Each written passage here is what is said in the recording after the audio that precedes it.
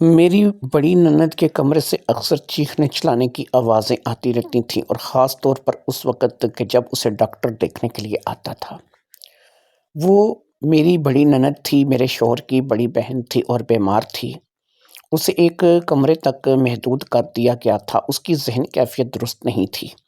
اس کے بارے میں کہا جاتا تھا کہ وہ ذہنی طور پر انفٹ ہے اور کسی کو بھی دیکھتے ہی اس پر حملہ کر دیتی ہے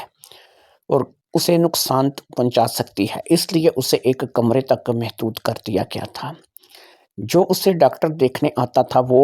شہر کا ایک نامی نفسیاتی ڈاکٹر تھا جو کہ پاگلوں کا علاج ہی کرتا تھا۔ اس کا نام ڈاکٹر محسن تھا۔ ڈاکٹر محسن نے میرے شوہر کو، جن کا نام پرویز تھا، کئی مرتبہ اس بات کا مشورہ دیا تھا کہ اگر آپ اپنی بہن کی خیریت چاہتے ہیں اور ان کی ذہنی کنڈیشن کو بہتر کرنا چاہتے ہیں تو ہو سکے تو ان کو آپ مینٹل ہاسپٹل میں منتقل کر دیں، وہاں پر ان کا زیادہ بہتر طریقے سے علاج ہو سکے گا۔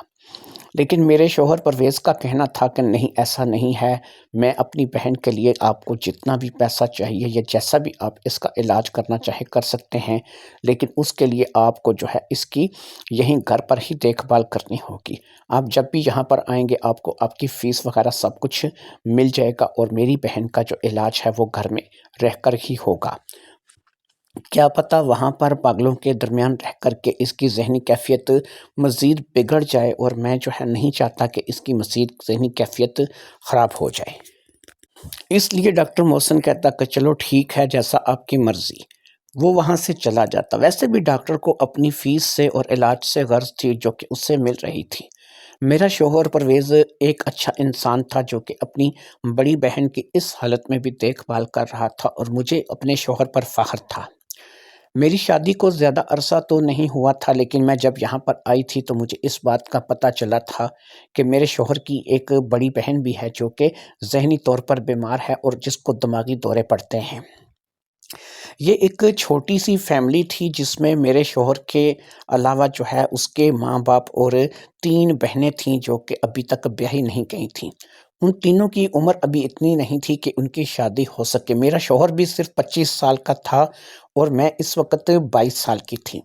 میرے شوہر سے چھوٹی جو بہن تھی اس کا نام عالیہ تھا، اور عالیہ اب 17-18 سال کی تھی۔ عالیہ سے چھوٹی کا نام نغمہ تھا، اور نغمہ جو ہے وہ تقریباً 15 سال کی تھی، اور نغمہ سے چھوٹی جو تھی بسمہ تھی، اور بسمہ جو ہے وہ ابھی صرف 13 سال کی تھی۔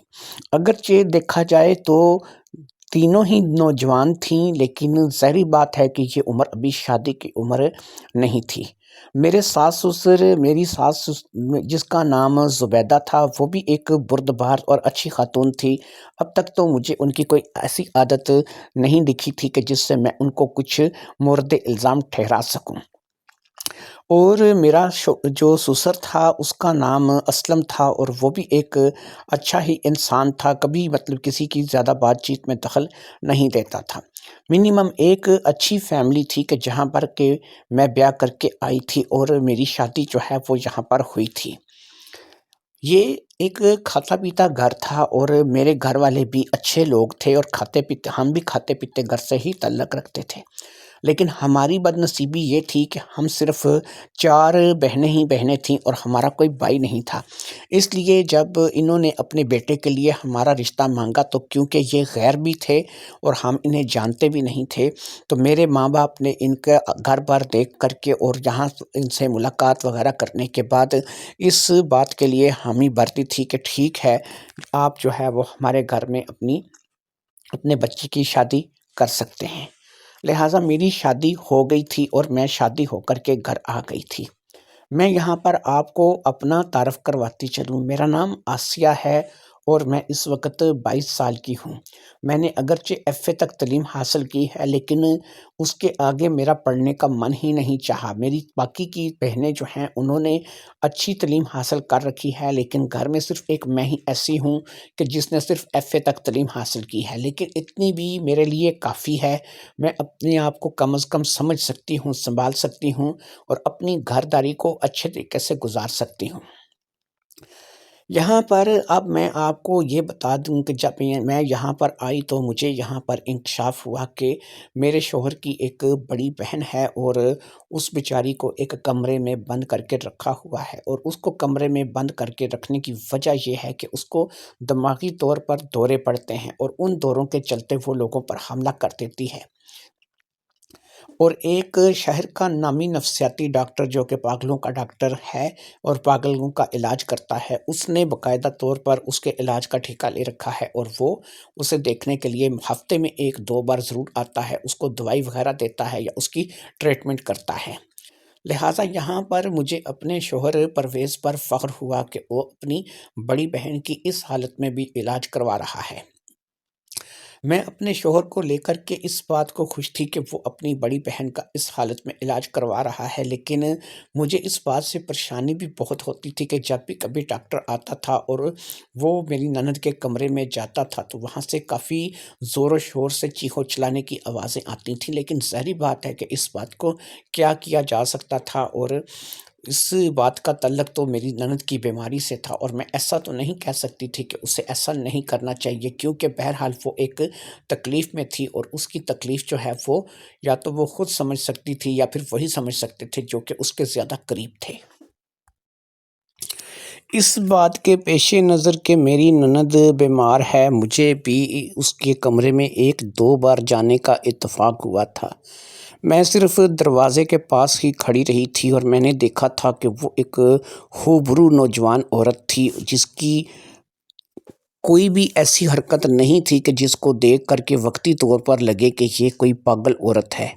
वो बिल्कुल गुमसुम सी एक तरफ चारपाई के साथ बैठी रहती थी और उसके पहनावे को देखकर, उसके चेहरे मोहरे को देख कर के ऐसा महसूस नहीं होता था कि ये कोई पागल औरत है। उसे बाकायदा तौर पर जो है बाँध के रखा गया था ताकि वो किसी किस्म की हरकत ना कर सके। 1-2 बार जब मैं गई थी तो वो भी सिर्फ़ मैं इसलिए गई थी कि मैं उसको खाना देने की गर्ज़ से गई थी। उसने मुझे देखा था और मेरी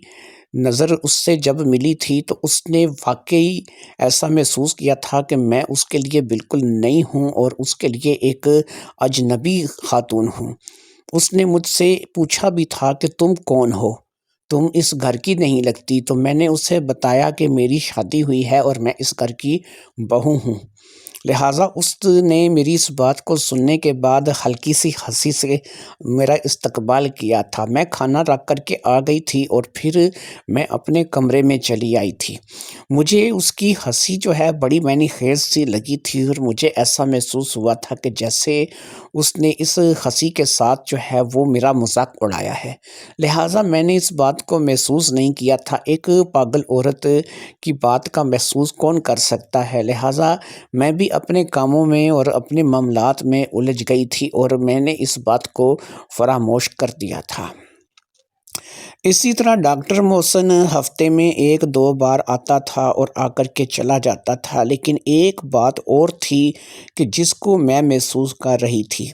डॉक्टर मोहसिन तो चलो हफ़्ते में 1 बार 2 बार आता था और आकर के उसका ट्रीटमेंट करके चला जाता था। लेकिन परवेज़ जब भी कभी काम से वापस आते थे तो वो अपनी बहन के पास कमरे में चले जाया करते थे और उनको काफ़ी वक़्त लगता था। वो वहाँ पर जा कर के अपनी बहन से शायद बैठ कर के बातें किया करते थे और काफ़ी देर तक वो अपना वक़्त बहन के कमरे में गुज़ारते थे और फिर वो वापस आ जाया करते थे। ये वो कैफ़ियत थी कि ज़ाहिर बात है कि इसे एक बहन और भाई का प्यार ही कहा जा सकता है। 1-2 बार मैं भी उनके पीछे उनको बुलाने के लिए चली गई, दरवाज़े पर दस्तक दी तो मुझे ऐसा लगा कि वो उसके साथ बैठ कर के बातें कर रहे हैं और वो कभी तो बड़े प्यार से, बड़े आराम से बातें कर रही होती हैं और कभी उसके चेहरे से, उसके लहजे से जलाल टपकने लगता था। इसी तरह मुझे भी कभी कई बार बातें सुनने को मिली थी। मेरा शौहर यानी परवेज़ जो कि उसके छोटे भाई थे, वो उससे किसी मामले के बारे में दरियाफ़्त करता کرتے رہتے تھے، کچھ پوچھتے تھے جو وہ بتاتی نہیں تھی، اور شاید کوئی ایسی چیز تھی یا کوئی ایسی بات تھی کہ جو جب وہ ٹھیک رہی ہوگی تو اس سے اس وقت اس بات کا پتہ ہوگا، لیکن اب شاید وہ اپنی بیماری کے چلتے اس بات کو بھول چکی تھی۔ کوئی ایسی تکرار ضرور تھی جو کہ میرے سننے میں آئی تھی، لیکن وہ تکرار کس چیز کی تھی مجھے اس کا پتہ نہیں چل رہا تھا۔ بہرحال اسی طریقے سے کیونکہ معاملہ چلتا چلا جا رہا تھا اور میرا بھی اس گھر کے ساتھ اب وقت زیادہ سے زیادہ گزرتا چلا جا رہا تھا، اس دوران مجھے جو ہے ایک چیز کا انکشاف ہوا کہ مجھے ان کا فیملی جو البم تھا میں نے اس کو دیکھا، کیونکہ یہاں پر ہمارے ہاں اب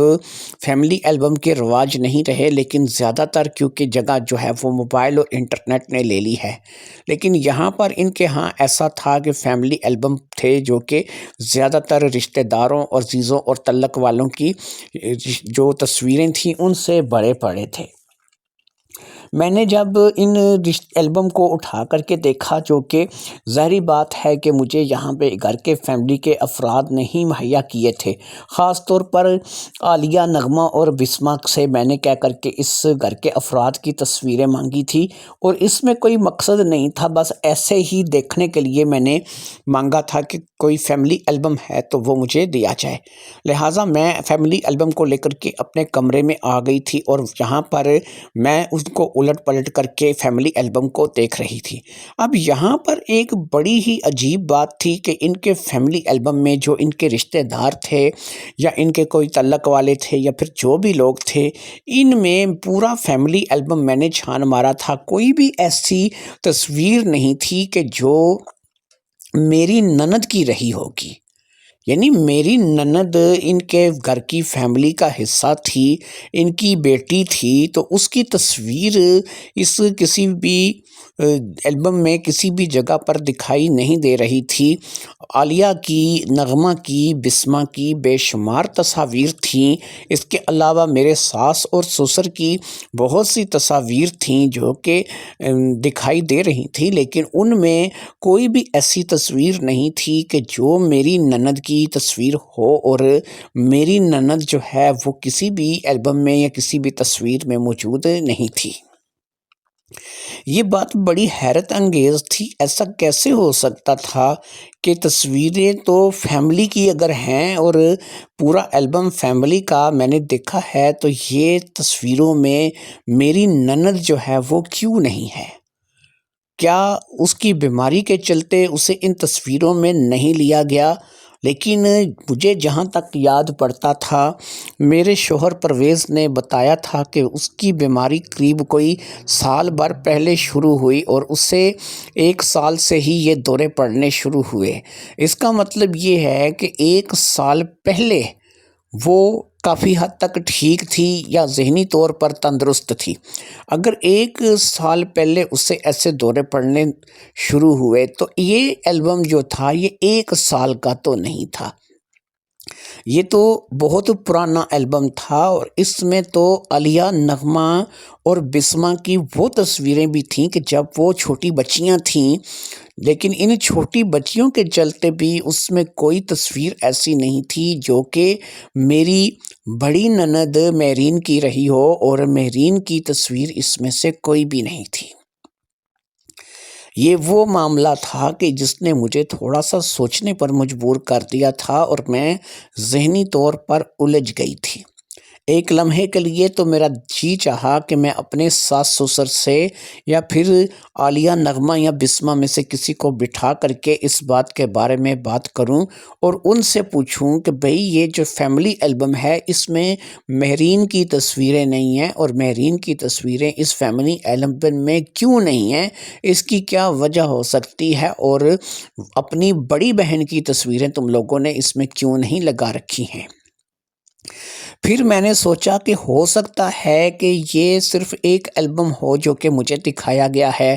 اس کی تصویریں کسی اور البم میں موجود ہوں، لہٰذا میں نے ایسا کیا کہ اگلے ہی روز اس البم کو عالیہ کو واپس کیا اور اس سے کہا کہ کیا اور بھی کوئی فیملی البم ہے کہ جس میں آپ لوگوں کی تصویریں ہوں اور فیملی تصویریں ہوں، تو مجھے اگر کوئی ایسا البم ہے تو وہ بھی دکھا دو۔ اس نے کہا بس اب ایک ہی البم ہے جو کہ امی کے کمرے میں پڑا ہے، تو وہ میں تمہیں لا دیتی ہوں، باقی یہ ہے کہ اس کے علاوہ بس وہی ایک البم ہے جو کہ امی کے کمرے میں پڑا ہے، اس کے علاوہ اور نہیں ہے۔ اس روز عالیہ نے مجھے وہ دوسرا البم لا کر کے دیا اور پھر میں نے اس البم کو بھی دیکھنا شروع کیا تو مجھ پر انکشاف ہوا کہ اس البم میں 100 سے زیادہ تصویریں لگی ہوئی ہیں جو کہ بہت سے رشتہ داروں، عزیزوں اور تعلق والوں کی ہیں، جس میں عالیہ، نغمہ اور بسمہ کی تصویروں کو بھی میں نے پہچان لیا جو کہ بچپن کی بھی تھیں اور ان کے بڑے ہونے کی بھی تھیں۔ میرے سسر کی بھی تھیں اور میری ساس کی بھی تصویریں اس میں موجود تھیں، میرے شوہر کی بھی بہت سی تصویریں تھیں، لیکن کوئی بھی تصویر ایسی نہیں تھی کہ جو میری بڑی نند مہرین کی ہو، یعنی کہ جو لڑکی اس گھر میں ایک کمرے میں قید تھی، جسے باقاعدہ طور پر کھانا دیا جاتا تھا، جسے باقاعدہ طور پر میڈیکل ٹریٹمنٹ دی جاتی تھی، جس کا علاج چل رہا تھا۔ سب سے حیرت کی بات یہ تھی کہ اس کی کوئی تصویر جو تھی وہ ان البم میں موجود نہیں تھی۔ یہ وہ باتیں تھیں کہ جنہیں میں آسانی کے ساتھ نظر انداز نہیں کر سکتی تھی، کیونکہ میں یہاں پر آپ کو یہ انکشاف کرتی چلوں کہ میرے اندر بھی ایک جاسوس تھا اور میں نے بہت سے CID اور بہت سے اس قسم کے ڈرامے دیکھ رکھے تھے، اور ان ڈراموں کے چلتے مجھے اور کچھ سیکھ ملی یا نہ ملی، لیکن اتنا ضرور پتہ چلا تھا کہ ان ڈراموں کے چلتے ان 2 البم کا جائزہ لینے کے بعد اگر گھر کے ایک فرد کی تصویریں اس میں موجود نہیں ہیں تو کچھ نہ کچھ تو گڑبڑ ہے۔ اسی گڑبڑ کے چلتے میں نے اس بات کو کسی کو بتایا نہیں، کیونکہ بتانا میں نے انہی کہانیوں سے یا انہی ڈراموں سے سیکھا تھا کہ اگر آپ بتاؤ گے تو آپ پھنسو گے، لہٰذا جتنا زیادہ خاموشی کے ساتھ آپ اپنا کام کرو گے اتنا ہی زیادہ آپ ان معاملات کے لیے بہتر رہو گے۔ لہٰذا میں نے اس بات کو اپنے ذہن میں بٹھا لیا تھا اور میں نے اس بات کو سوچ لیا تھا کہ اب میں خود اس بات کا پتہ لگاؤں گی کہ یہ جو لڑکی ہے مہرین، جو کہ میری بڑی نند ہے اور جس کے کمرے میں روزانہ ہی میرا شوہر جا کر کے گھنٹوں بیٹھ کر کے اس سے باتیں کرتا رہتا ہے اور کسی بارے میں پوچھتا رہتا ہے، جس لڑکی کو اسی گھر میں رہتے ہوئے کھانا دیا جاتا ہے، میڈیکل ٹریٹمنٹ کی جاتی ہے، یہ لڑکی اس گھر میں رہتے ہوئے بھی انجان اور اجنبی کیوں ہے، اور یہاں پہ کسی بھی البم میں کسی بھی جگہ پر اس لڑکی کی تصویر کیوں نہیں ہے۔ یہ وہ باتیں تھیں کہ جو ظاہری بات ہے کہ مجھے تنگ کر رہی تھیں، اور ان باتوں کو لے کر کے میں نے سوچنا شروع کر دیا تھا کہ میں اب اس کیس کی تہہ تک پہنچوں گی۔ بات کچھ نہ کچھ گڑبڑ کی مجھے نظر آ رہی تھی، لہٰذا میں نے اس بارے میں کسی سے بھی کچھ ذکر نہیں کیا، نہ تو میں نے اس بارے میں جو ہے وہ اپنے شوہر کو بتایا اور نہ ہی میں نے اپنی باقی کی 3 ننند پہ اس بات کو ظاہر ہونے دیا کہ میں اس بات کو سمجھ چکی ہوں کہ اس البم میں ان کی تصویر نہیں ہے۔ ظاہری بات ہے ساس سسر تو کسی گنتی میں ہی نہیں آتے تھے کہ ان کے آگے میں کوئی ایسی بات رکھوں گی۔ جو کچھ بھی میں نے سوچا تھا، جو کچھ بھی میں نے کرنا تھا، وہ میں نے خود ذاتی طور پر کرنا تھا، اور میں نے سوچ لیا تھا کہ میں اب اس راز کا پتہ چلاؤں گی کہ یہ راز ہے کیا۔ لیکن سوال یہ تھا کہ اب اس کام کا آغاز کہاں سے کیا جائے اور اس راز کا پتہ کیسے لگایا جائے۔ آج کے میں آپ کو بتا دیتی ہوں کہ اس انٹرنیٹ اور میڈیا کے دور میں یہ چیز اتنی مشکل نہیں رہی کہ ہم کسی انسان کی آئیڈینٹی پتہ کرنا چاہیں اور سچے دل سے ہم چاہیں کہ ہمیں اس کے بارے میں پتہ چل جائے تو ہم اس کے بارے میں پتہ کرنا چاہیں اور وہ ہمیں نہ پتہ چلے، ایسا نہیں ہو سکتا۔ لہٰذا سب سے پہلی بات یہ تھی کہ مجھے اپنی اس نند کی تصویر جو تھی وہ اپنے موبائل میں اتارنی تھی، اور اس کے بعد جب میں اس کی تصویر کو موبائل میں اتار دیتی تو مجھے جو ہے وہ صرف ایسا کرنا تھا کہ میرے 1-2 واٹس ایپ گروپ تھے جو کہ میں نے جوائن کر رکھے تھے، جہاں پر میں بھی ممبر تھی، تو میں ان لوگوں کو یہ واٹس ایپ تصویر دے کر کے ان لوگوں سے ریکویسٹ کر سکتی تھی کہ اس تصویر کو دیکھو، اور اس تصویر کے بارے میں اگر کوئی انکشاف ہے، کوئی جانتے ہو، کبھی دیکھا ہے یا اس کے بارے میں کوئی معلومات ہے تو وہ میرے ساتھ شیئر کرو۔ وہ واٹس ایپ گروپ جو تھے اس میں میرا فیملی ممبر کوئی بھی ایڈ نہیں تھا، اور نہ ہی فیملی کا کوئی بندہ وہاں پر ایڈ تھا۔ جو نمبر تھے وہ سارے ان لوگوں کے نمبر تھے جو کہ میرے ساتھ سکول اور کالج میں پڑھتے رہے تھے، اور اگر وہ مجھ سے اس بارے میں معلومات لیں گے یا پھر مجھ سے بات کریں گے تو وہ مجھ سے جو بھی پوچھیں گے، ظاہری بات ہے کہ میں اپنا خدشہ ان کے آگے ظاہر کر دوں گی۔ میری واٹس ایپ تک میرے شوہر کی بھی رسائی نہیں تھی، کیونکہ میرا پاسورڈ جو ہے وہ صرف میں ہی کھول سکتی تھی، اور میرا پاسورڈ میرے علاوہ کوئی اوپن نہیں کر سکتا تھا۔ میں نے نہ تو فنگر پرنٹس لگا رکھے تھے اور نہ ہی میرا چہرہ دیکھ کر کے میرا موبائل اوپن ہوتا تھا۔ میں نے ایک انتہائی مشکل قسم کا پیٹرن لگا رکھا تھا، اور جب تک میں اس پیٹرن کو خود ڈائل نہیں کرتی میرا موبائل اوپن نہیں ہوتا تھا۔ ویسے بھی میرے شوہر کو میرے موبائل چلانے سے کوئی مسئلہ نہیں تھا۔ میں فیس بک یوز کرتی تھی، واٹس ایپ یوز کرتی تھی، یوٹیوب یوز کرتی تھی، تو میرے شوہر کو اس بات پہ کوئی پریشانی نہیں تھی، کیونکہ اسے اس بات کا اندازہ بھی نہیں تھا کہ میں کبھی اس راستے پر چل نکلوں گی کہ وہ جو ہے مجھ پر کسی قسم کا شک کرتا کہ میں اس کی بہن کے بارے میں معلومات حاصل کرنا چاہوں گی۔ لہٰذا میرے پاس میرے واٹس ایپ گروپ میں صرف میرے وہی دوست تھے جو کہ میرے اسکول کالج کے ٹائم کے تھے۔ ان میں زیادہ تر تو لڑکیاں تھیں، اور 3-4 لڑکے بھی تھے جو کہ ایڈ تھے، یعنی کہ کالج کے دنوں میں کچھ لڑکے بھی ایسے تھے کہ جن کو ہم لوگوں نے اپنے ساتھ اپنے گروپ میں شامل کیا تھا، اور وہ آج بھی ہمارے ساتھ تھے۔ وہ بھی اچھے کھاتے پیتے گھروں سے شریف لوگ تھے، اور کوئی ایسے لڑکے نہیں تھے کہ جن کے اوپر میں کسی قسم کا ڈاؤٹ کر سکوں۔ لہٰذا تمام ہی ایسے لوگ تھے کہ جن کے اوپر میں بھروسہ کر سکتی تھی، اور ان کے ذریعے سے مجھے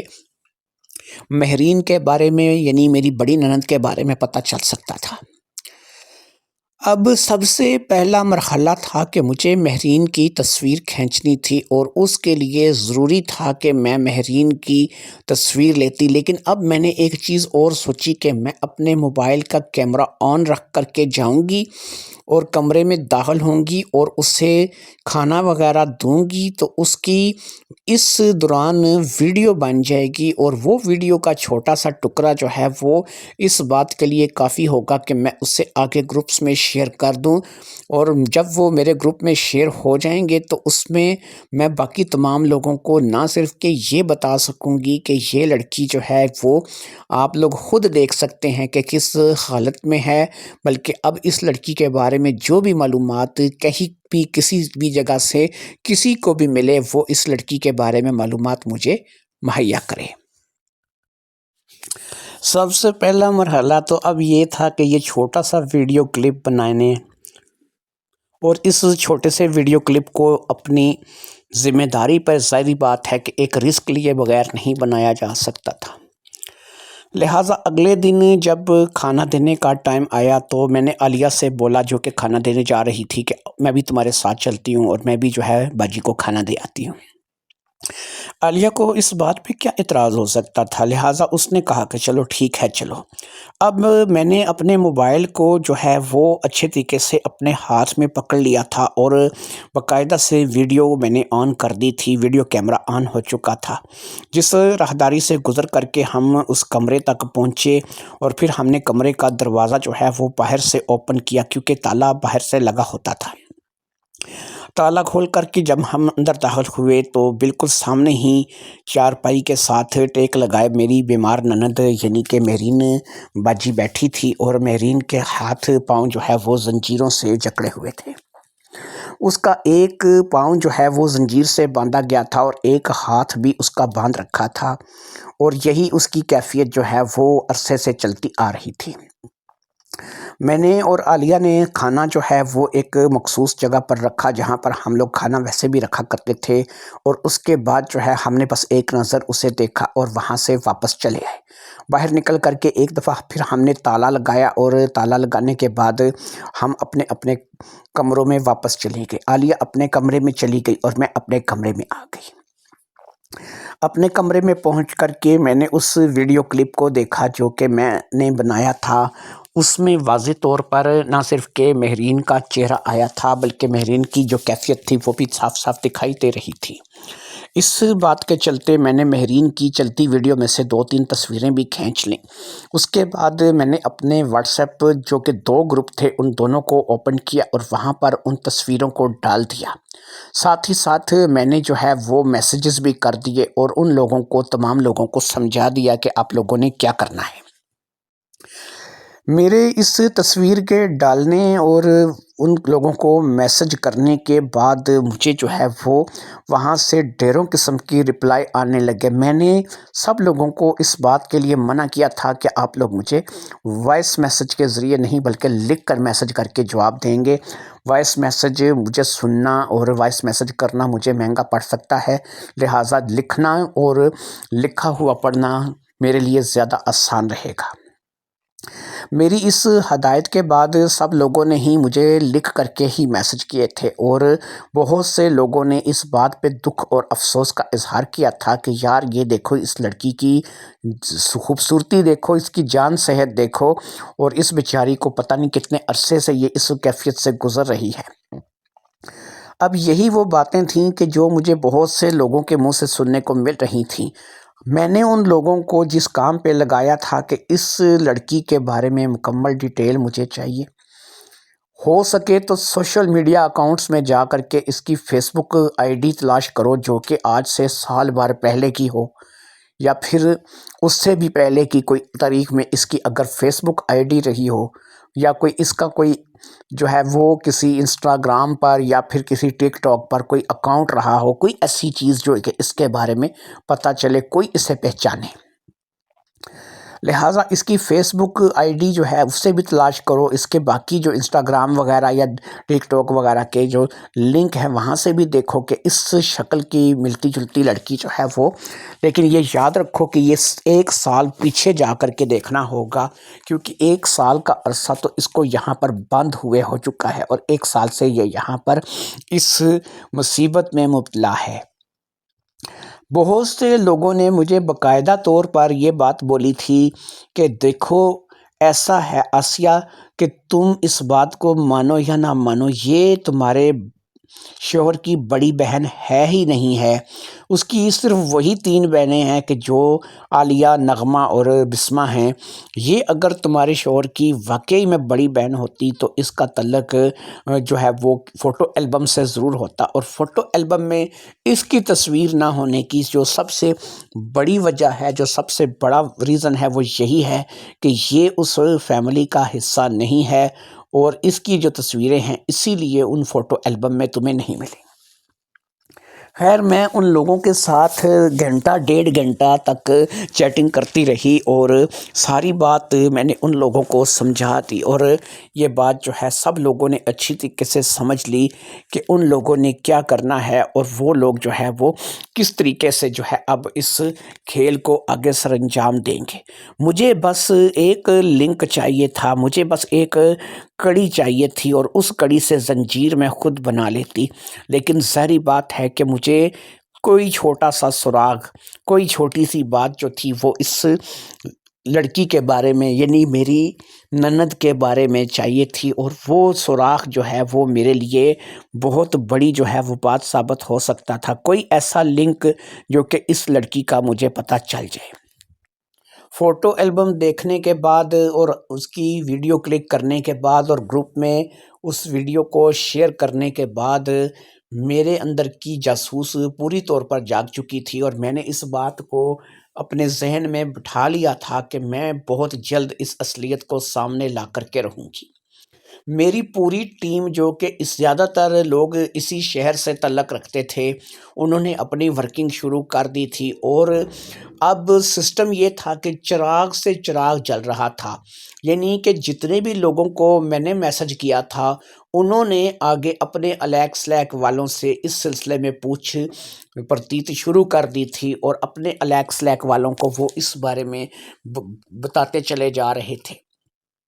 چراغ سے چراغ تھا، جلتا چلا جا رہا تھا۔ اچھا، مجھے اس چیز کی فکر نہیں تھی کہ جو میری فیملی کے لوگ ہیں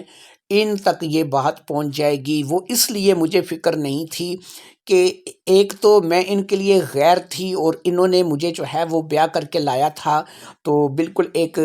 غیر خاندان سے۔ دوسری چیز یہ تھی کہ میرے الیک سلیک والے وہ لوگ جو میرے ساتھ پڑھے تھے، میرے ساتھ سکول میں، کالج میں، جنہوں نے وقت گزارا تھا، ان کے ساتھ ان کا کوئی بھی واسطہ نہیں تھا، وہ بالکل ہی الگ تھلگ تھے۔ عالیہ، نغمہ اور بسمہ اگرچہ سکول جاتی تھیں، پڑھ رہی تھیں، لیکن ان کے سکول ہمارے سکولوں سے بہت مختلف تھے، ان کے علاقے، رہن سہن ہمارے سکولوں سے بہت مختلف تھے۔ میرے شوہر پرویز نے صرف میٹرک تک تعلیم حاصل کی تھی، اور وہ بھی جو ہے وہ ہمارے ماحول سے بالکل ہی مختلف جگہ پہ پڑھا ہوگا۔ مجھے تو اس کے سکول تک کا نہیں پتہ تھا کہ وہ کہاں پر پڑھا ہوگا، لیکن اتنا بہرحال تھا کہ وہ میٹرک پڑھا ہوا ہے اور اس نے میٹرک تک تعلیم حاصل کر رکھی ہے۔ عالیہ، بسمہ اور نغمہ بھی یہی محلے کے ایک قریبی اسکول میں جاتی تھیں اور وہیں سے پڑھ کر کے آ جاتی تھیں، اس لیے مجھے کوئی بھی فکر نہیں تھی کہ میرے جو لوگ ہیں یا جو میرے ساتھی دوست ہیں ان کا ان کے ساتھ کوئی تعلق یا لنک ہوگا، لہٰذا مجھے اس بات کی بے فکری تھی۔ جیسے کہ میں نے وہ پوسٹ کر دی تھی اور وہ پوسٹ میرے ہاتھوں سے نکل چکی تھی، اور اب وہ پتہ نہیں کون کون سے علاقوں سے گزرتے ہوئے آگے بڑھی چلی جا رہی تھی۔ مجھے امید تھی کہ بہت جلد جو ہے وہ اس بات کا کچھ نہ کچھ خلاصہ ہو جائے گا، اور مجھے اس اپنی نند مہرین کے بارے میں پتہ چل جائے گا۔ اگر مہرین کی تصویریں ان کے البم میں نہیں تھی اور ان کے فیملی کا وہ حصہ نہیں تھی، تو پھر اس کی تصویریں کہاں تھیں اور وہ کون سی فیملی کا حصہ تھیں؟ تقریباً اس بات کو شیئر کرتے کرتے اور اس بات کو چلتے چلتے 20 دن مزید گزر گئے تھے، اور ان 20 دنوں میں کوئی بھی ایسی کامیابی نہیں تھی کہ جو مجھے حاصل ہوئی ہوتی۔ اس 20 دنوں کے دوران میں صرف 2 مرتبہ مزید اسے کھانا دینے کے لیے گئی تھی، ایک دفعہ اکیلی اور ایک دفعہ بسمہ اور عالیہ کے ساتھ۔ لہٰذا اب میں اس کو کھانا دینے چلی جایا کرتی تھی۔ اچھا، یہاں کے لوگوں کا اعتراض نہیں تھا، کیونکہ سب کو پتہ تھا کہ میں اسے پرویز کی بڑی بہن مانتی ہوں اور اس کے لیے کھانا وغیرہ کبھی کبھار لے جاتی ہوں، اس لیے کسی کو کوئی اعتراض نہیں تھا۔ میری ساس اور سسر بڑے عجیب سے لوگ تھے، زیادہ بات چیت نہیں کرتے تھے، وہ بھی زیادہ تر وہ اپنے حال میں مگن رہتے تھے اور زیادہ کسی ایکٹیویٹی میں حصہ نہیں لیتے تھے۔ بس لڑکیاں ہی تھیں جو کہ میرے ساتھ اچھے طریقے سے رہ رہی تھیں، اور میں ان کے ساتھ جو ہے وہ اپنا وقت تھوڑا سا اچھا گزار لیتی تھی۔ 20 دن گزر جانے کے بعد ایک روز فراز کی طرف سے مجھے ایک میسج موصول ہوا۔ فراز کا تعلق ہمارے شہر سے نہیں تھا، وہ ہمارے شہر سے دوسرے شہر میں رہتا تھا۔ جب ہم کالج میں تھیں تو تب بھی وہ دوسرے شہر سے ہی یہاں پر پڑھنے آیا ہوا تھا، اور یہاں اپنی کسی خالہ کے گھر میں رہتا تھا، اور کالج میں یہاں پر ہمارے ساتھ پڑھتا تھا۔ فراز کا میسج مجھے آیا تو اس میسج میں میرے لیے کچھ امپورٹنٹ بات تھی۔ اس نے کہا کہ ایسا ہے آسیہ باجی کہ مجھے ایسا لگتا ہے کہ اس لڑکی کو میں نے کہیں دیکھا ہے۔ اب یہ میں نے کہاں دیکھا ہے یہ مجھے یاد نہیں آ رہا ہے، لیکن میں اتنا جانتا ہوں کہ یہ لڑکی جو ہے یہ میری دیکھی بالی ہے۔ جیسے ہی مجھے اس کے بارے میں کچھ یاد آئے گا میں آپ کے ساتھ رابطہ کروں گا، لیکن یاد رکھیے کہ آپ کا میرا رابطہ جو ہے وہ کسی بھی وقت ہو سکتا ہے، کیونکہ مجھے یاد آئے گا، جیسے ہی مجھے یاد آئے گا میں وقت ضائع نہیں کروں گا، اور میں فوری طور پر آپ سے اس بارے میں بات کروں گا۔ میں نے اسے ریپلے کیا کہ اگر اس کے بارے میں کچھ یاد آئے یا تم نے اس لڑکی کو کہیں دیکھا ہے تو مجھے ضرور بتانا، میں تمہارے میسج کا انتظار کروں گی۔ اب میرا اور فراز کا یہ میسج کلیئر ہو گیا، اور پھر اس کے بعد مزید 3 دن گزر گئے۔ 3 دن بعد دوپہر کا ٹائم تھا اور میں کچن میں کھانا بنا رہی تھی کہ ایک دم سے میرے موبائل کی ٹیون بول پڑی، اور یہ میری واٹس ایپ کی اسپیشل میسج ٹیون تھی جو کہ میں نے لگا رکھی تھی۔ مجھے پتہ چل گیا تھا کہ میرے واٹس ایپ پہ ایک میسج آیا ہے اور مجھے ابھی اس میسج کو پڑھنا ہے، لہٰذا میں نے عالیہ کو ہانڈی دیکھنے کے لیے کہا اور خود جو ہے موبائل اٹھا کر کے باہر آ گئی۔ اپنے کمرے میں پہنچ کر کے میں نے فٹافٹ سے اس میسج کو اوپن کیا، اور جیسے ہی میری نظر میسج پر پڑی وہ فراز کی طرف سے ہی میسج تھا۔ فراز نے مجھے کہا تھا کہ مجھے آپ سے فوری طور پر ملنا ہے، مجھے یاد آ گیا ہے کہ یہ خاتون کون ہیں اور ان کا جو ہے وہ کیا نام ہے، ان کا کیا تعلق ہے، اور اس کے بارے میں جو بھی معلومات ہے وہ مجھے سب یاد آ چکی ہیں، لیکن اس کے لیے میرا آپ کے ساتھ ملنا بے حد ضروری ہے۔ میں نے کہا کہ ٹھیک ہے، لیکن میں اپنے گھر سے اتنی آسانی کے ساتھ نہیں نکل سکتی، تم مجھے کہاں پر مل سکتے ہو؟ اس نے کہا آپ ایسا کریں کہ اپنے شہر میں اپنی کسی سہیلی کے گھر آ جائیں، کوئی بہانہ وغیرہ بنا کر کے آ جائیں، اور جب آپ اپنی سہیلی کے گھر آئیں گی تو وہیں پر میں بھی آپ کے پاس آ جاؤں گا اور آپ سے مل لوں گا۔ میں آپ کے شہر کے لیے نکلوں گا اور ادھر سے آپ اپنی کسی سہیلی یا کسی دوست کے گھر آ جاؤ۔ میں نے کہا چلو ٹھیک ہے، ایسا کرتے ہیں کہ میں اپنی سہیلی کے گھر چلی جاتی ہوں، اور تم اگر تمہیں یاد ہو تو تم نے میری دوست کو دیکھ بھی رکھا ہے اور تم اس کے گھر میں مجھ سے پہلے بھی ملاقات کر چکے ہو، تو تم ایسا کرو کہ رابعہ کے گھر آ جاؤ۔ رابعہ اور اس کے ساتھ جو اس کی بہن ہے علیشہ، ان دونوں کو تم اچھی طریقے سے جانتے ہو، یہ دونوں ہی ہمارے ساتھ پڑھتی رہی ہیں، تو رابعہ اور علیشہ کا گھر جو ہے اس گفتگو کے لیے بہتر رہے گا۔ ایک تو یہ ہے کہ یہ جہاں پر میں جس علاقے میں رہتی ہوں اس علاقے سے بالکل ہٹ کر کے گھر ہے، اور دوسرا یہ ہے کہ میں رابعہ اور علیشہ کے ساتھ اگر تمہارے ساتھ بات کروں گی تو ہو سکتا ہے کہ رابعہ اور علیشہ بھی ہماری اس کام میں کچھ نہ کچھ ہیلپ کریں۔ رابعہ اور علیشہ بھی واٹس ایپ گروپ میں شامل تھیں، لہٰذا جیسے ہی میری فراز سے بات ختم ہوئی میں نے ان کو پیغام بھیج دیا اور انہوں نے اوکے کر دیا۔ لہٰذا اب فراز کی اور میری جو ملاقات تھی وہ رابعہ اور علیشہ کے گھر طے پائی تھی، اور مجھے کل اس سے دوپہر کے ٹائم کسی بھی وقت وہاں پر پہنچ کر کے ملنا تھا، کیونکہ اس نے بھی یہ بتایا تھا کہ وہ کل صبح صبح اپنے شہر سے نکلے گا اور دوپہر تک جو وہ رابعہ اور علیشہ کے گھر آ جائے گا۔ ادھر رابعہ اور علیشہ نے میرے کہنے پر میرے گھر میں فون کر کے اپنے گھر میں جو ہے ایک فنکشن بتایا تھا جو کہ سالگرہ کا فنکشن تھا، اور میرے ساس سے، سسر سے اور میرے شوہر سے اس بات کی اجازت طلب کی تھی کہ میں ان کی سالگرہ میں شامل ہو سکوں۔ میں نے اپنے شوہر سے اس بارے میں بات کی تو اس نے کہا کہ مجھے کوئی اعتراض نہیں ہے، تم چلی جاؤ، اور ویسے بھی تم جو ہے وہ گھر میں بچیاں ہیں، باقی کام دیکھ لیں گی۔ لہٰذا اپنے شوہر سے اجازت لے کر کے میں اپنی سہیلیوں کے گھر کے لیے روانہ ہو گئی۔ میں نے اس بات کا بھی خیال رکھا تھا کہ میرا کوئی پیچھا نہ کر رہا ہو یا پھر مجھ پر نظر نہ رکھی جا رہی ہو، لیکن ایسا کچھ بھی نہیں تھا، اور میں نے اس بات کے چلتے باقاعدہ 2 رکشے بدلے تھے۔ ایک رکشے میں اپنے گھر سے نکل کر کے ایک مخصوص مقام تک پہنچی تھی، اور پھر وہاں پر میں ایک بھیڑ بھاڑ والی مارکیٹ میں داخل ہو گئی تھی۔ کافی ساری گلیاں گھومنے کے بعد اور اس بھیڑ بھاڑ والی مارکیٹ سے باہر نکلنے کے بعد میں نے ایک اور رکشے کو اپنی سہیلیوں کے گھر کی طرف چلنے کے لیے کہا تھا، اور پھر میں وہاں پر پہنچ گئی تھی۔ ہمارے پاس گاڑی بھی تھی، یہ میں آپ کو بتاتی چلوں، کیونکہ ہم لوگ اتنے غریب نہیں تھے۔ پرویز کے پاس اپنی گاڑی تھی، لیکن وہ پرویز کے ہی استعمال میں زیادہ تر رہتی تھی، اور وہ جب اپنی ڈیوٹی پر جاتا تھا تو اس گاڑی کو لے کر کے چلا جاتا تھا، لہٰذا وہ گاڑی پرویز کے استعمال میں ہوتی تھی تو مجھے رکشہ یا ٹیکسی کے ذریعے ہی کہیں آنا جانا پڑتا تھا۔ خیر میں علیشہ اور رابعہ کے گھر آ گئی تھی، اور میں جیسے ہی گھر میں داخل ہوئی فراز مجھ سے پہلے موجود تھا۔ دوپہر کا ٹائم تھا، ظاہری بات ہے کہ کھانے پینے کا تو اہتمام ہونا تھا، اور ہم لوگ 4 بندے ایسے تھے کہ جو کالج کے وقت کے دوست تھے اور آپس میں اب مل رہے تھے، لہٰذا فوری طور پر پرتکلف کھانے کا انتظام کیا گیا، اور ہم لوگ جو ہے وہ ٹیبل پر بیٹھ کر کے کھانا کھانے لگے۔ کھانا کھانے کے دوران ہم لوگ ایک دوسرے سے کم ہی گفتگو کر رہے تھے، اور پھر جیسے ہی کھانا ختم ہوا اب ہم لوگ جو ہے وہ ایک اور کمرے میں آ گئے، یہاں پر کرسیاں اور صوفے لگے ہوئے تھے اور ہم اطمینان سے بیٹھ کر کے گفتگو کر سکتے تھے۔ رابعہ اور علیشہ کی والدہ جو ہیں وہ صرف تھیں اور والد نہیں تھے، اور وہ بھی اس وقت سو رہی تھی، دوپہر کا ٹائم تھا اور وہ شاید تھوڑا آرام کر رہی تھی، اس لیے ہمیں ڈسٹرب کرنے والا کوئی بھی نہیں تھا۔ اب فراز نے کہنا شروع کیا، اس نے کہا کہ میں نے مکمل طور پر یاد بھی کر لیا ہے اور پتہ بھی کروا لیا ہے کہ یہ خاتون کون ہے۔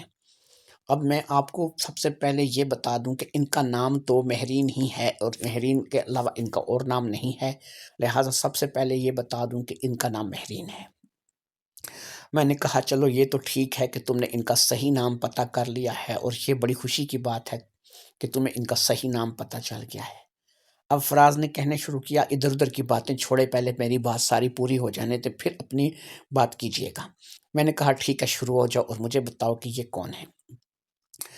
انہوں نے کہا کہ میں آپ کو جو بھی چیز بتانے جا رہا ہوں یہ تھوڑی عجیب ہے، لیکن ہے یہ سچ۔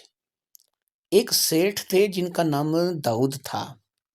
کافی مالدار تھے، ان کی ایک بڑی حویلی تھی اور وہ ایک شہر میں بڑی اپنی حویلی میں رہا کرتے تھے، کوٹھی کہہ سکتے ہیں، کیونکہ اگر حویلی گاؤں کی ہو تو حویلی کہلاتی ہے، لیکن اگر شہر میں ہو تو وہی کوٹھی کہلاتی ہے۔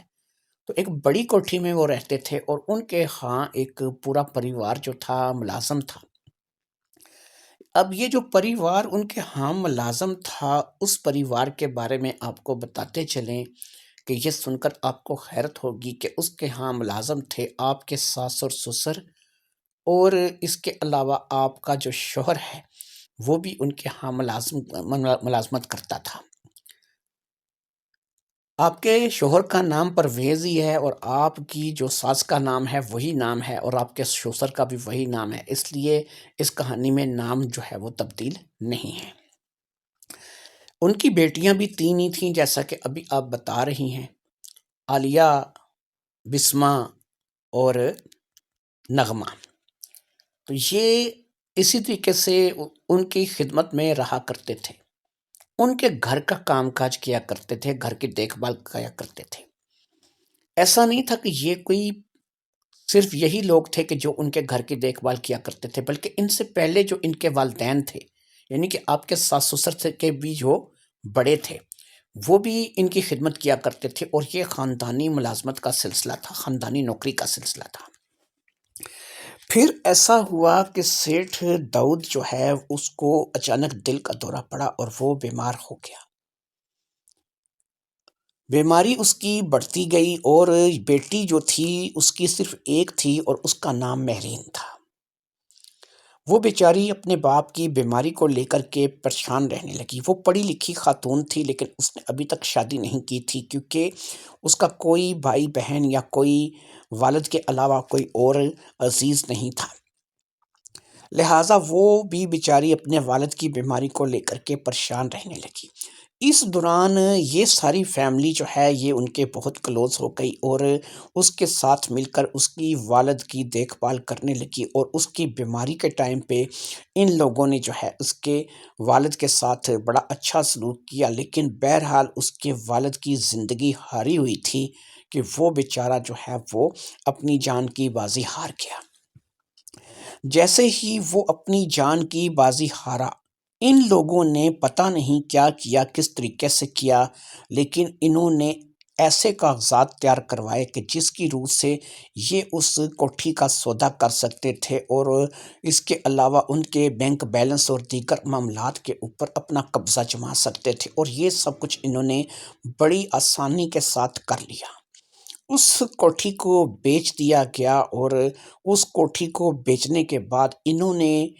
کوئی مکان جو ہے وہ لے لیا، لیکن اس علاقے کو چھوڑ دیا، اس علاقے سے ہٹ کر کے انہوں نے مکان لے لیا۔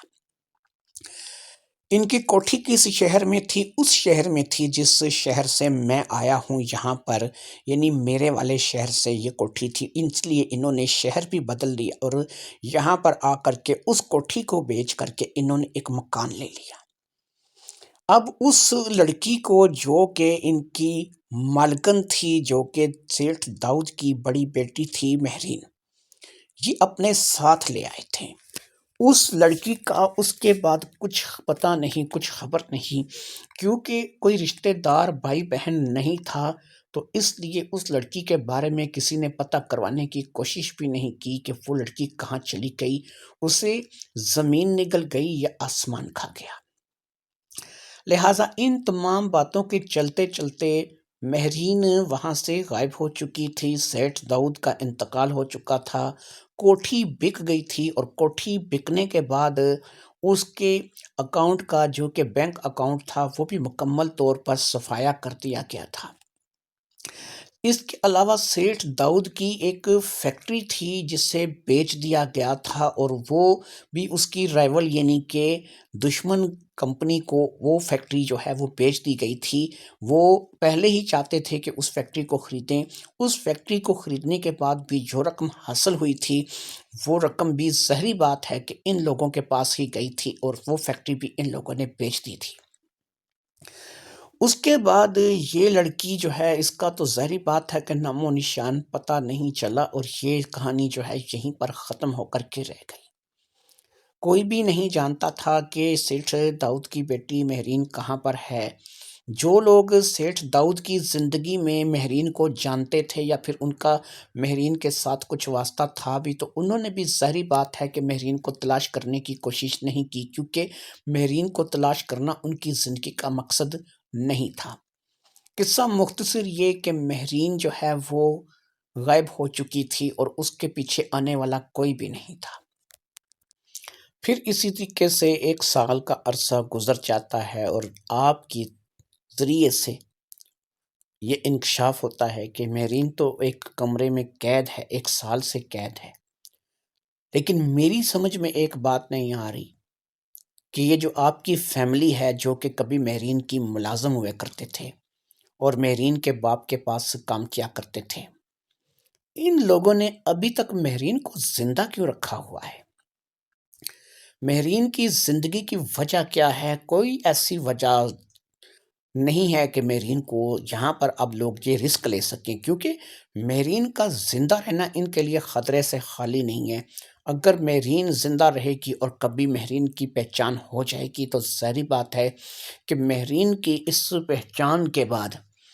یہ لوگ بڑی بری طرح پھنسیں گے، اور ان لوگوں کو جو ہے وہ اس کوٹھی کا بھی حساب دینا پڑے گا، اس فیکٹری کا بھی حساب دینا پڑے گا، اس بینک بیلنس کا بھی حساب دینا پڑے گا۔ لیکن اس کے باوجود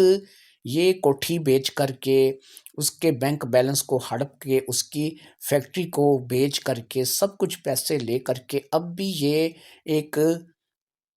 دوسرے شہر میں جا کر کے ایک گھر لے کر کے رہ رہے ہیں، اور پھر وہاں پر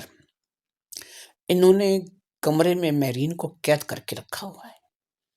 لہٰذا سوال یہی پیدا ہوتا ہے کہ یہ قید کیوں ہے، اور اس قید کے پیچھے مقصد کیا ہے؟ اور پھر یہ ہے کہ انہوں نے اگر اسے قید کیا ہی ہوا ہے تو یہ اب تک زندہ کیوں ہے؟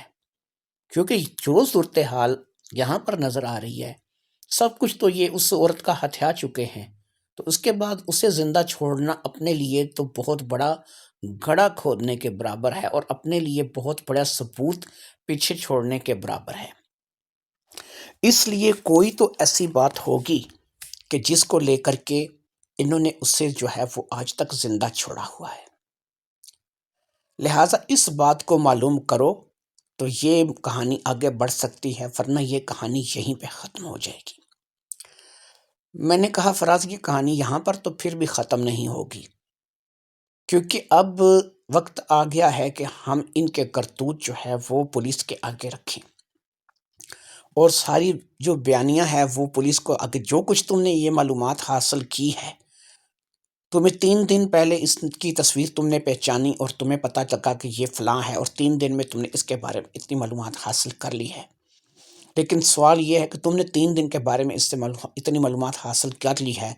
تو ظاہری بات ہے کہ اس معلومات کو اگر ہم پولیس کو بتا دیتے ہیں اور اس معلومات کو آگے پولیس کے آگے شیئر کرتے ہیں،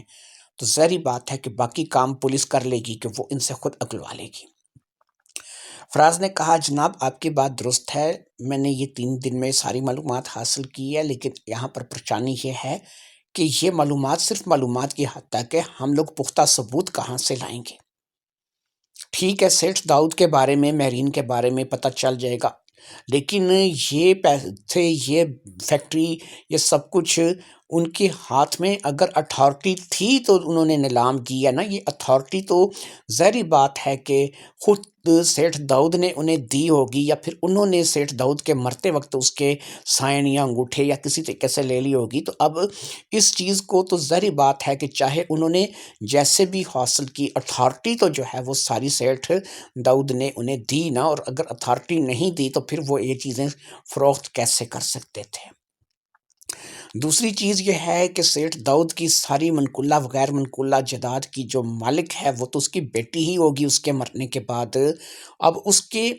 بیٹی جو ہے وہ اب کیوں زندہ ہے، اور اس کو انہوں نے کیوں جو ہے وہ قید کر کے رکھا ہوا ہے؟ لہٰذا اس بات کو دو طریقے میں کیا جا سکتا ہے۔ پہلی طریقہ کار یہ ہے کہ پولیس کو اطلاع کی جائے، لیکن پولیس میں پھر اس بندے کو اطلاع کی جائے جو کہ اپنے جاننے والا ہو، جسے ہم بتا سکیں کہ بھائی ہم صرف اتنا جانتے ہیں اور اس سے آگے کا ہمیں علم نہیں، اس کے آگے کا ہمیں پتہ کرنا ہے۔ تو لہٰذا اس کے لیے میں تم لوگوں کو بتاؤں کہ یہاں پر تمہارے ہی شہر میں تمہارے ایک علاقے کا تھانہ انچارج ہے، جو کہ جس کا علاقہ جو ہے وہ وہی لگتا ہے کہ جس علاقے میں اس وقت تم لوگوں کی رہائش ہے، اور اس کا نام احمد شاہ ہے، اور احمد شاہ کو اس بارے میں آگاہ کیا جا سکتا ہے۔ لہٰذا اب ہم لوگ یہاں سے چلیں گے، جا کے احمد شاہ سے اس بارے میں بات کریں گے، اور اس کے بعد جو ہے تم اپنے گھر روانہ ہو جاؤ گی تاکہ کسی کو شک نہ پڑے، اور ہم لوگ جو ہے وہ یہاں پر احمد شاہ کے ساتھ مل کے باقی کی کارروائی جو ہے وہ کریں گے۔ باقی یہ ہے کہ تم کسی نہ کسی طور پر اگر پتہ کراؤ کہ تمہاری یہ جو نند ہے مہرین، جو کہ نام نہاد نند ہے کیونکہ وہ اس کی بہن نہیں ہے تمہارے شوہر کی، تو یہ پتہ کراؤ کہ اسے زندہ کس لیے چھوڑا گیا ہے۔ اس کے لیے ضروری ہے کہ تم کوئی ایسا حربہ استعمال کرو کہ جس میں تم اس تک پہنچ سکو اور اس کے پاس پہنچ کر اس سے بات کر سکو۔ معاملات رسکی تھے، لیکن ظاہری بات ہے کہ رسک لیے بغیر اب چارہ بھی نہیں تھا، اس لیے میں نے وعدہ کر لیا کہ میں بہت جلد جو ہے وہ اپنی نند کے کمرے تک رسائی حاصل کروں گی، اور نہ صرف کہ جاؤں گی بلکہ اس سے یہ بھی پوچھوں گی کہ اس کو کیا تکلیف ہے، اور یہ ان لوگوں کے بارے میں کیا جانتی ہے، یا پھر ان لوگوں نے اسے زندہ کیوں رکھا ہوا ہے۔ اس کے بعد ہم لوگ وہاں سے اٹھ کھڑے ہوئے، اور ہمارا اگلا قدم جو تھا وہ ظاہری بات ہے کہ انسپکٹر احمد شاہ کی طرف تھا۔ انسپکٹر احمد شاہ کے پاس پہنچ کر کے ہم نے اسے ساری صورتحال سے آگاہ کیا، تو اس نے کہا کہ جناب اتنی بھی کافی ہے جتنی آپ لوگوں نے بتائی ہے، باقی تو پولیس لاک اپ میں ان کو مار پیٹ کر بھی اگلوایا جا سکتا ہے، لیکن اگر مزید کچھ پختہ ثبوت مل جائیں اور وہ لڑکی خود مہرین اس کے بارے میں پتہ چل جائے کہ وہ لڑکی بیمار ہے، اور واقعی بیمار ہے بھی یا نہیں، اور اگر وہ لڑکی بیمار نہیں اور گواہی دے دے ان کے خلاف، تو اس کی گواہی ان لوگوں کو جو ہے وہ جیل تک پہنچانے کے لیے کافی ہے، کیونکہ وہی بہت بڑی گواہی ہے۔ لہٰذا جو تصویریں میرے پاس موجود تھیں، جو ویڈیو میرے پاس موجود تھیں، وہ بھی میں نے احمد شاہ کو دے دیں، اور اس وعدے کے ساتھ میں وہاں سے رخصت ہوئی کہ میں پوری کوشش کروں گی کہ میں اپنی نند سے یعنی مہرین سے مل کر کے اس کی ساری صورتحال کا صحیح طریقے سے پتہ کروں، اور اس کے بارے میں جو کچھ بھی جان سکتی ہوں وہ میں جانوں۔ اسی روز میں واپس آ گئی، اور اسی روز رات کو میں نے جو ہے وہ اپنی نند مہرین سے ملنے کا پروگرام بنایا۔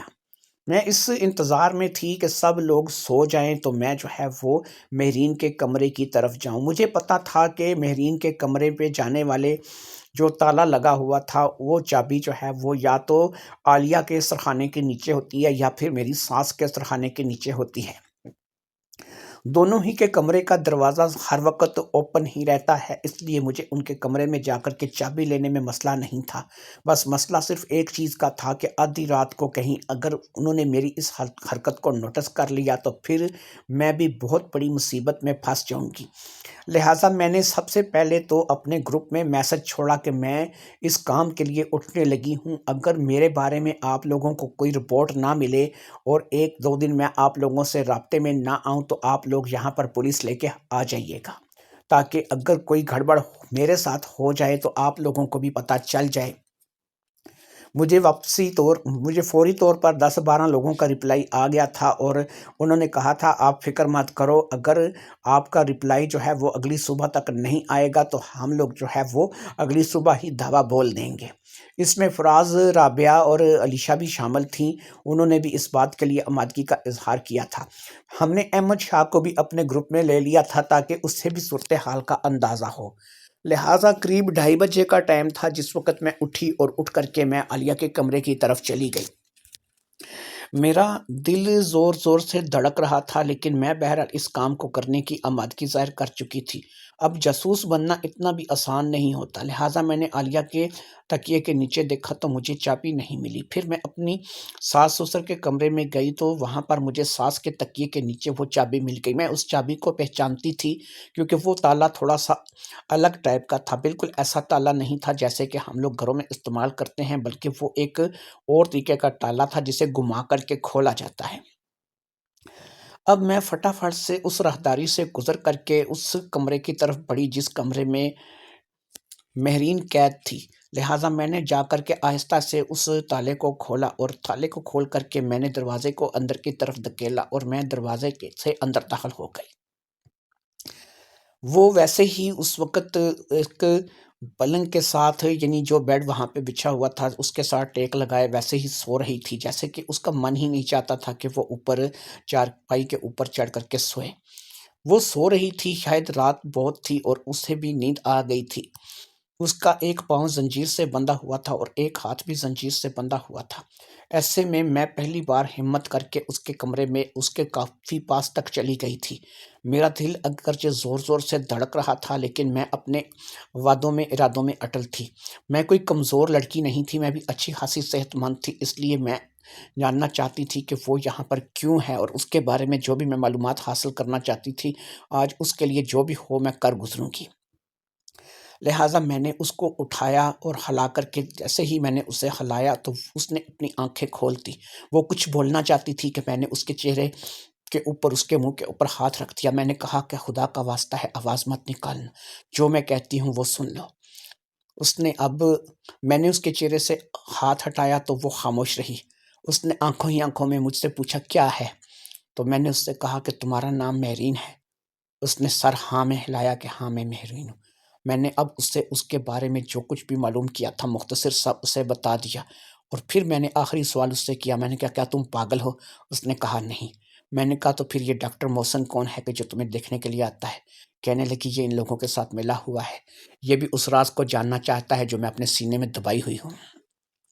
میں نے پوچھا کون سا ایسا راز ہے جو تم نے اپنے سینے میں دبا رکھا ہے؟ اس نے کہا میرے باپ کے پاس ایک بڑا خزانہ تھا، ایک بڑی دولت تھی جو کہ اس کے بڑوں کی طرف سے اسے جو ہے ملی تھی، اور وہ اس نے ایک جگہ پر اپنی کوٹھی میں چھپا رکھی تھی۔ یہ کوٹھی جب ان لوگوں نے بیچ دی تو اس وقت تک ان لوگوں کو پتہ نہیں تھا اس بارے میں۔ بعد میں ان لوگوں کو اس بارے میں پتہ چلا تو یہ میرے سر ہو گئے اور انہوں نے مجھ سے پوچھنا شروع کر دیا اس خزانے کے بارے میں۔ میں نے ناٹک کیا کہ میں نے اپنے باپ کا صدمہ جو ہے وہ لے لیا ہے، اور میں نے اس بات کا ناٹک کر کے اپنے آپ کو پاگل ظاہر کرنا شروع کر دیا۔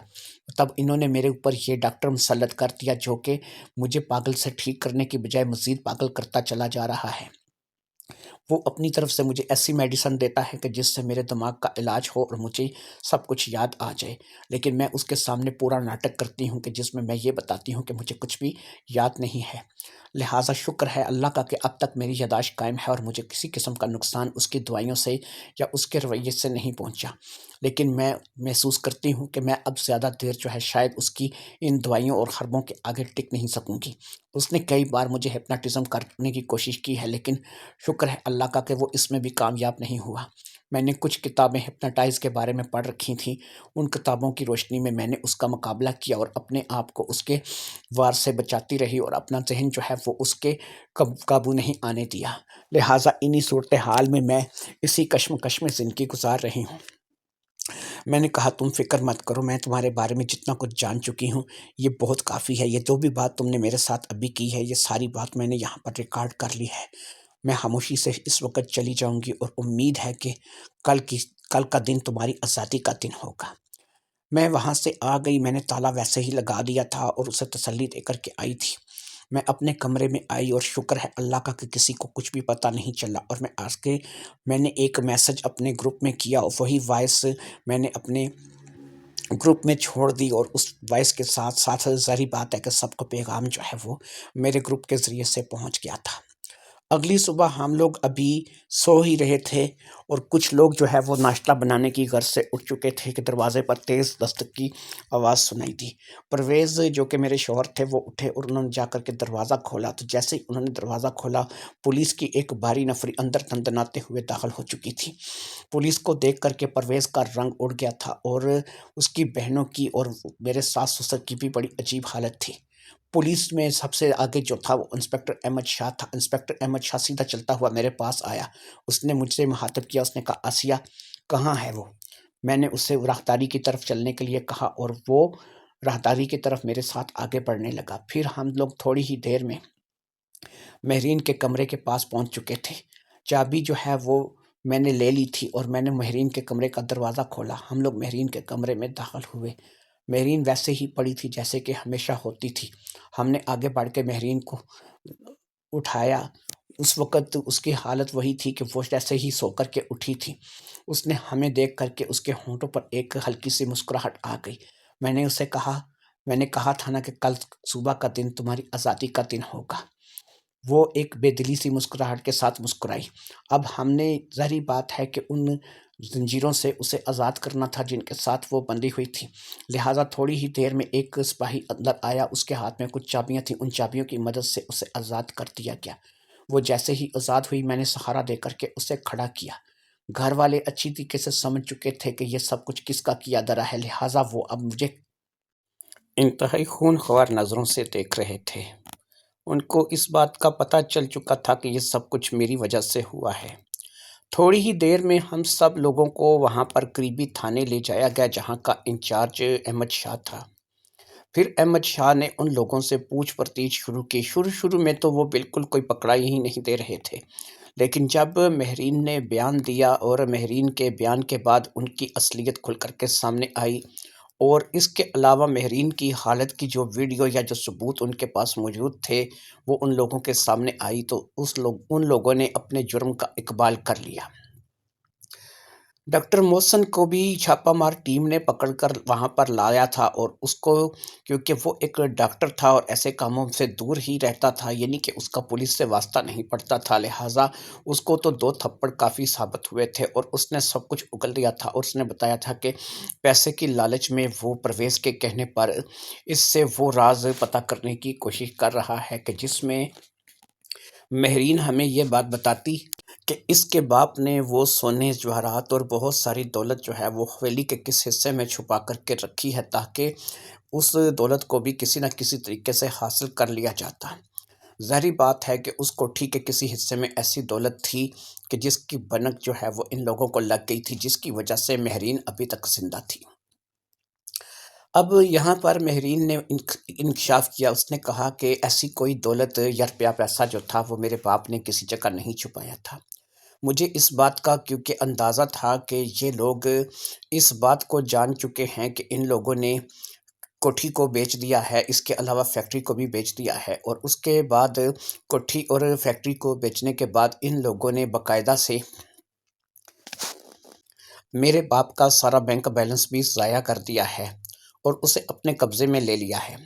لہٰذا ایسے میں یہ لوگ شاید میری زندگی نہ چھوڑیں گے۔ اب مجھے جو ہے وہ اپنی موت نظر آ رہی تھی، لہٰذا میں نے ایسے ہی ایک انکشاف کیا، اور وہ اس دولت سے متعلق تھا جو کہ میرے باپ نے کہیں چھپا کر کے رکھی ہوئی تھی، اور اسی کوٹھی میں تھی جو کوٹھی انہوں نے بیچی تھی۔ پہل تو انہوں نے میری بات کا یقین نہیں کیا، لیکن میں اپنی بات پر ڈٹی رہی، اور یہاں پر ان لوگوں کو لالچ کیونکہ بہت زیادہ بڑھ چکی تھی تو ان لوگوں نے کہا کہ ہو سکتا ہے کہ یہ سچ کہہ رہی ہو، لیکن اس وقت تک یہ کوٹھی کا سودا کر چکے تھے۔ انہوں نے دوبارہ اس کوٹھی کو خریدنے کی خواہش ظاہر کی، لیکن سامنے والے نے اس کوٹھی کے بیچنے سے صاف انکار کر دیا۔ انہوں نے اس سے زیادہ رقم آفر کی، لیکن وہ نہیں مانا، اس کو شاید وہ کوٹھی بہت ہی زیادہ پسند آ گئی تھی۔ اب ان کے پاس اور کوئی چارہ کار نہیں تھا کہ یہ مجھ سے پوچھتے کہ میں نے وہ دولت جو ہے وہ کہاں پر، یا میرے باپ نے وہ دولت کہاں پر رکھی ہے، لہٰذا اس کام کے لیے انہوں نے مجھے قید کر دیا اور پھر یہ مجھ سے جو ہے اس بارے میں معلومات حاصل کرنا چاہتے ہیں۔ لیکن میں نے شاید اس چیز کا ناٹک کیا کہ مجھے صدمہ لگا ہے، اور اس صدمے کے تحت میری یادداشت چلی گئی ہے اور میں ذہنی طور پر جو ہے وہ ٹھیک نہیں رہی ہوں، اور میں نے اپنے آپ کو پاگل ظاہر کرنا شروع کر دیا۔ ڈاکٹر محسن سے میں نے اپنے آپ کو بڑی مشکل سے بچایا۔ میں بس اپنی جو ہے وہ دماغ پہ کے بل بوتے پر کہ مجھے اس سے کیسے بچنا ہے، یہ ایک نفسیاتی ڈاکٹر ہے اور مجھے اس سے بچنا ہے اور اس کے ہپناٹزم سے بھی اپنے آپ کو محفوظ رکھنا ہے، لہٰذا بڑی کوشش کے بعد میں نے اپنے آپ کو اس سے بچائے رکھا۔ قصہ مختصر یہ کہ آج میں آپ لوگوں کے سامنے ہوں تو صرف اس لڑکی آسیہ کی وجہ سے کہ جس نے مجھے وہاں سے بازیاب کرایا ہے، اور اس کو میری کیفیت سمجھ آ گئی اور اس نے سمجھ لیا کہ اس میں کچھ نہ کچھ گڑبڑ ضرور ہے، کیونکہ سب لوگ جان چکے تھے کہ جو کچھ بھی ہوا ہے وہ میری وجہ سے ہوا ہے۔ اس لیے مجھے تو پرویز نے وہاں پر کھڑے کھڑے ہی طلاق سنا دی اور کہا کہ دفع ہو جاؤ میری زندگی سے، اگر تم سے میں شادی نہ کرتا تو اچھی بات، بلی جو ہے یہ سارا سلسلہ چل رہا تھا اور کبھی بھی جو ہے مجھے ایسی کسی چیز کا سامنا نہیں کرنا پڑتا۔ ان لوگوں کو باقاعدہ جیل بھیج دیا گیا اور وہ لوگ جو ہے وہ جیل چلے گئے۔ اس کے بعد میرا رشتہ ظاہری بات ہے کہ ان کے ساتھ ختم ہو چکا تھا۔ عدت کی مدت گزارنے کے بعد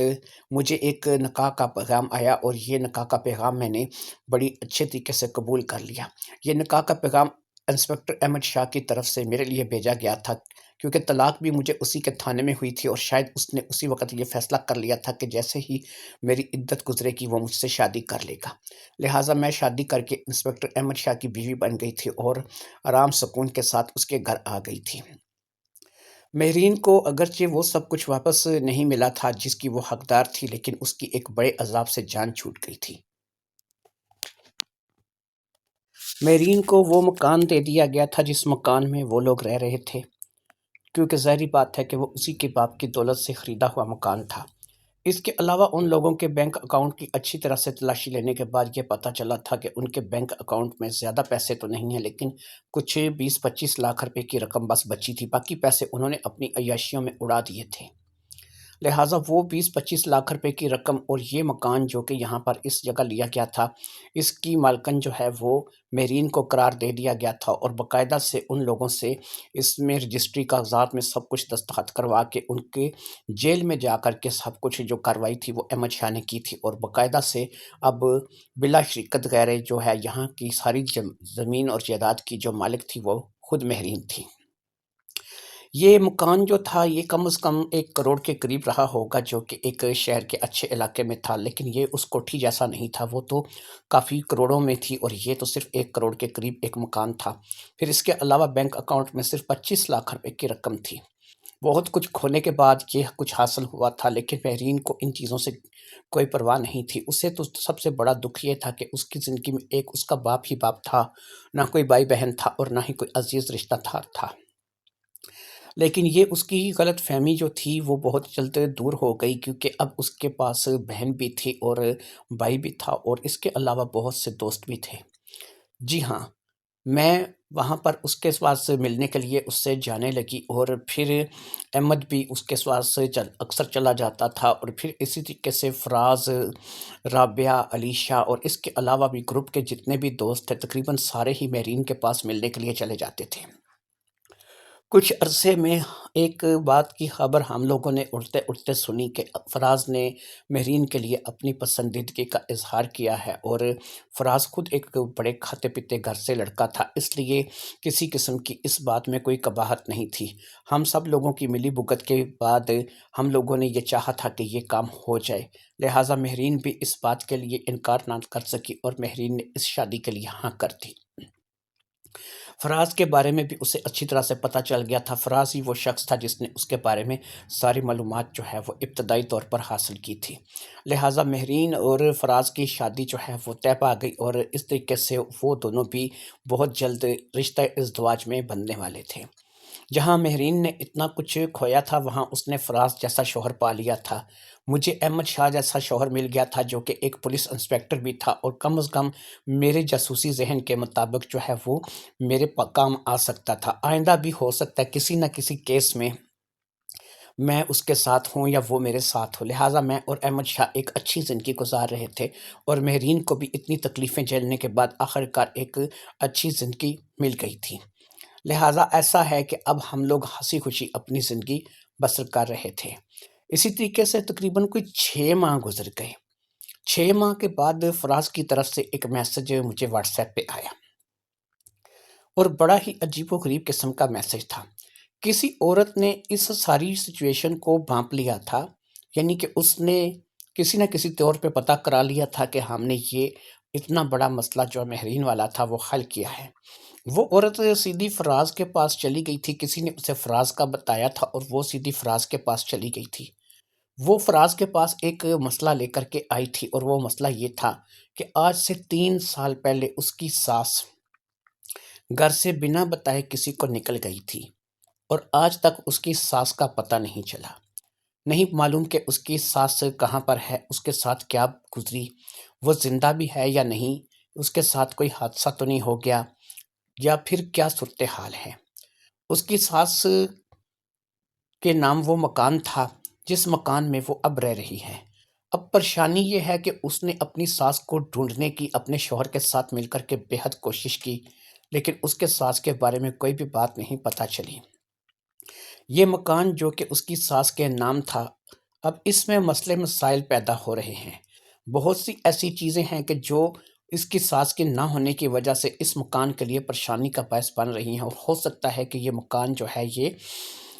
کسی اور کے قبضے میں چلا جائے یا کوئی اس مکان پر اپنا دعویٰ دائر کر دے۔ 3 سال سے وہ اپنی ساس کو اپنے شوہر کے ساتھ مل کے ڈھونڈ رہی ہے۔ ایسے میں نے فراز کو ریپلے کیا تو پھر ہم اس بارے میں کیا کر سکتے ہیں؟ اس نے یہی میں نے بھی اس سے یہی پوچھا تھا اور اس نے یہی کہا ہے کہ آپ نے مہرین والا پتہ کرایا اور اتنا بڑا مسئلہ حل کیا تو لہٰذا میرا مسئلہ بھی آپ لوگ حل کر دیجئے۔